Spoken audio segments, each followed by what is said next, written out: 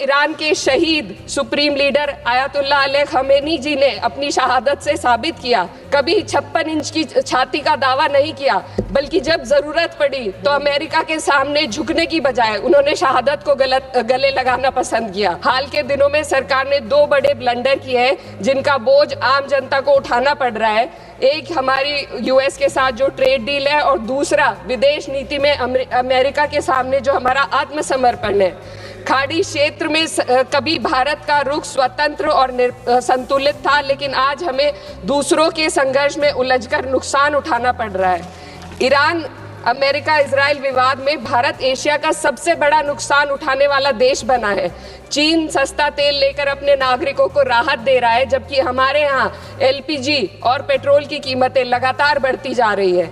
Iran जैसे पुराने मित्र के कठिन समय में हम खुलकर समर्थन नहीं कर सके और आज गैस आपूर्ति के लिए बार बार अनुरोध करना पड़ रहा है। विदेश नीति साहस और स्पष्टता से चलती है। लचर विदेश नीति ने देश को महंगाई और आपूर्ति के संकट की दहलीज पर लाकर खड़ा कर दिया है। सरकार कहती है भंडार पर्याप्त है, तो कीमतें क्यों लगातार बढ़ती जा रही है।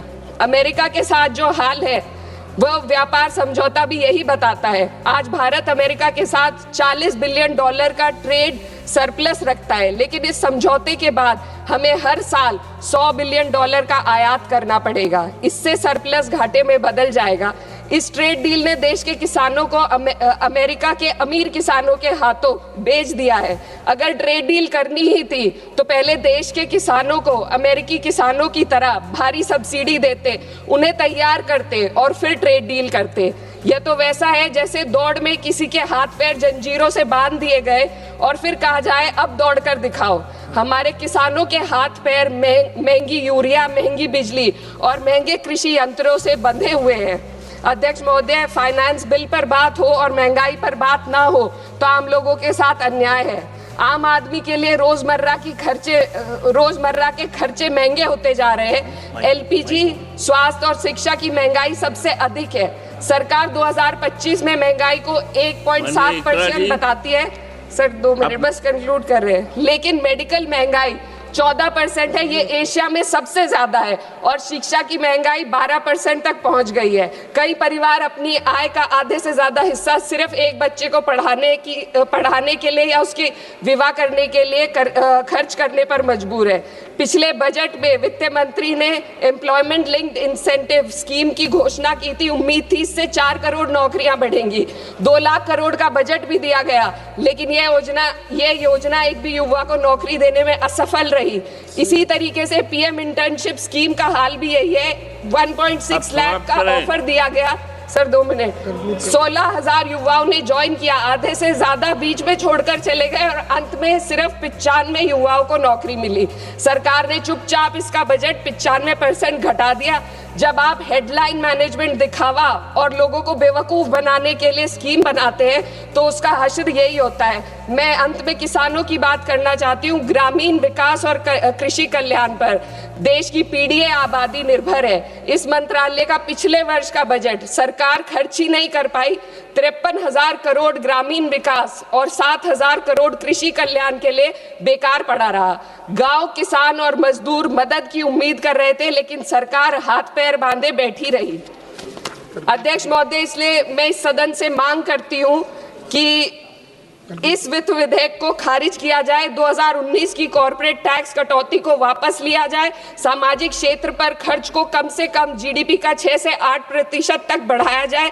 हर पूंजीगत खर्च को रोजगार सृजन से जोड़ा जाए और वास्तविक एमएसपी का ग्रामीण सुरक्षा सुनिश्चित की जाए। इससे कम कुछ भी 140 करोड़ भारतीयों के साथ धोखा होगा जिन्होंने हमें चुना है। महोदय, ये जनता सब देख रही है। इस सदन को तय करना होगा कि हम कॉर्पोरेट कल्याण के हक में काम करेंगे या जनता के कल्याण में। ये विकसित भारत या युवा शक्ति का बजट नहीं है, ये एक धोखे का बजट है जिसे रिकॉर्ड आवंटन, वित्तीय अनुशासन, समावेशी विकास की पुरानी भाषा में लपेटकर पेश किया जा रहा है।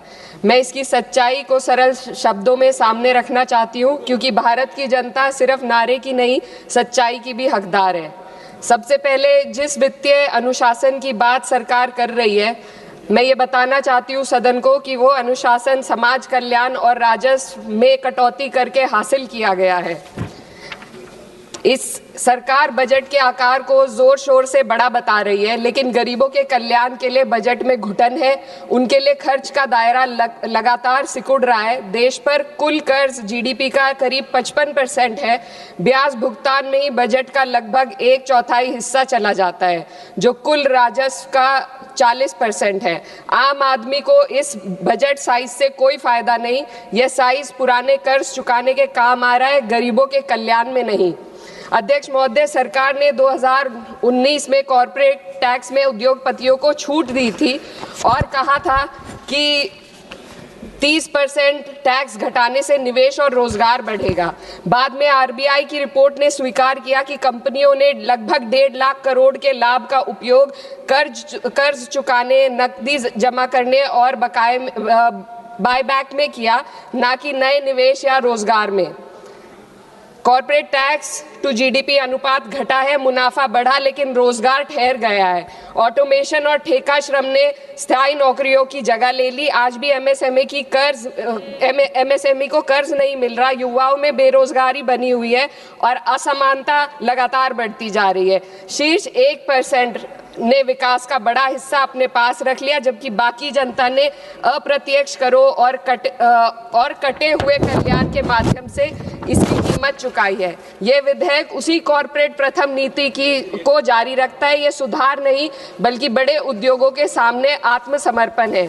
पहले भी सरकार एक गलती फिर से दोहराने जा रही है। सरकार उद्योगों को सीएसआर में छूट दे रही है। सीएसआर फंड से जनता के लिए जरूरी विकास कार्य किए जाते हैं। सरकार ने पहले भी कॉर्पोरेट टैक्स में जो छूट देकर निवेश और रोजगार बढ़ाने का वादा किया था, लेकिन इस छूट का फायदा सिर्फ उद्योगपतियों ने कर्ज चुकाने में किया, ना कि देश के अंदर रोजगार या विकास में हुआ। अब सीएसआर में ढील देकर सरकार ठीक वही गलती दोहरा रही है। इससे स्कूल, सड़क और अस्पताल जैसी बुनियादी विकास कार्यों पर फर्क पड़ेगा। इनकम टैक्स और जीएसटी आज देश की कुल आमदनी का 65% है। नौकर पेशी और मध्यम वर्ग आज देश को चला रहे हैं। वहीं बड़े उद्योगपति जो 2015 में 62% योगदान देते थे, आज मात्र 40% ही दे रहे हैं। ये साफ है, उद्योगपतियों मित्रों को राहत दी जा रही है और आम जनता के लिए आफत बढ़ाई जा रही है। पिछले 1 दशक से मजदूरी बिल्कुल नहीं बढ़ी। पहले छोटे से छोटा आदमी अपनी मजदूरी बचाकर डाक खाने में जमा करता था। आज 2 वक्त की रोटी का इंतजाम भी मुश्किल हो गया है। आरबीआई का डेटा बताता है कि पर्सनल लोन 500% बढ़ गया है। लोग लोन अपनी तरक्की या मकान के लिए नहीं ले रहे, बल्कि रोजमर्रा की छोटी छोटी जरूरतों को पूरा करने के लिए आज ले रहे हैं। इस फाइनेंस बिल ने देश के सबसे कमजोर वर्गों के विकास, कल्याण और रोजगार सृजन के लिए कोई समाधान नहीं दिया। आय बढ़ाने का कोई रोड मैप नहीं है। युवाओं की नौकरियों का सपना टूटता जा रहा है। अध्यक्ष महोदय, देश की अर्थव्यवस्था कई फैक्टर्स पर निर्भर करती है।